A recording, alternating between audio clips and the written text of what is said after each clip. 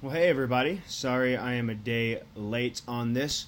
We got a phone call. I just posted in the prayer request. We got a phone call on Thursday that we will be having a kid join us on Tuesday afternoon at 2.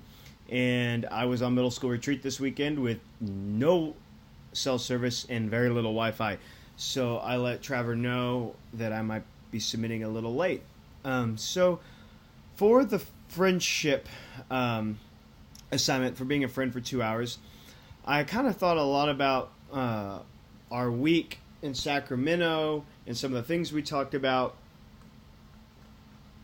And so I scheduled a meeting with, well, not a meeting. Oh, I guess it was a meeting, but we had coffee, me and one of the elders and one of the committee members that's on my youth committee at the church. Me and her she has a son that is in high school, and now a daughter who is in high school, and her daughter has some issues, and me and her had some disagreements on that a while back, and I never really thought much into that and how it affected everything. But as we were thinking through as we were talking about stuff in the course and through this whole assignment, I'm like, she would be a really good one to meet with and to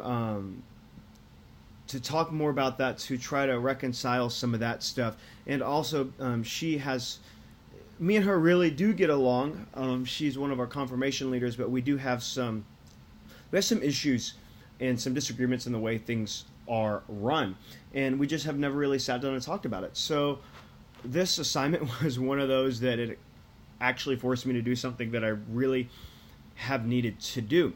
And so when we sat down, we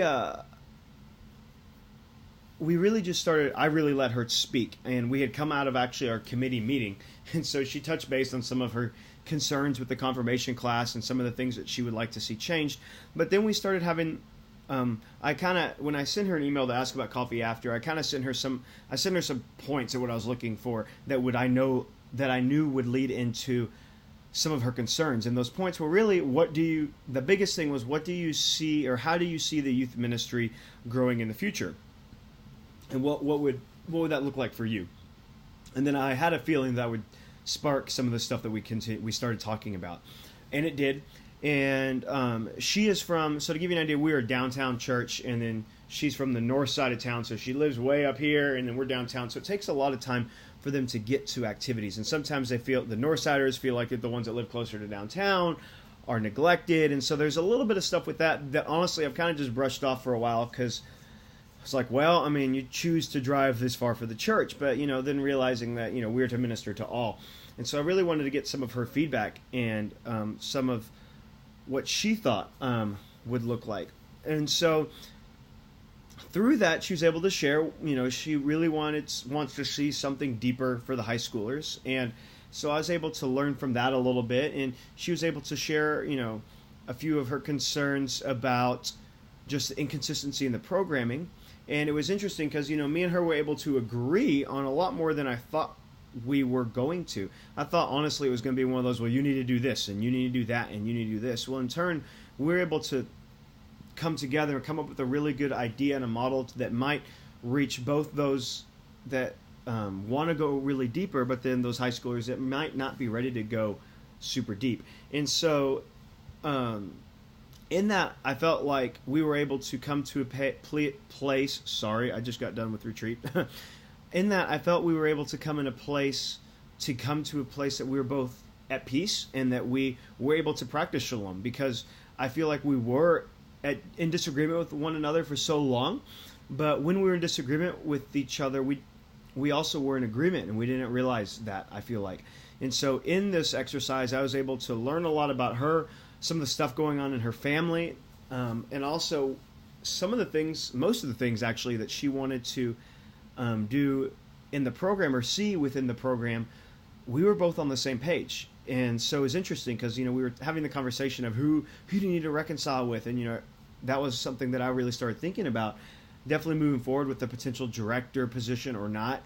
And, we sat down for over an hour, maybe an hour and a half, and really just talked about a lot. She talked a lot about her struggles with her daughter, who's on the spectrum, and also just talked about how the ministry can grow. And so though we both thought we were both mad at each other, we came out of that meeting being able to have the conversation of, let's grow this ministry together. Let's maybe get some other, we talked about involvement and stuff like that.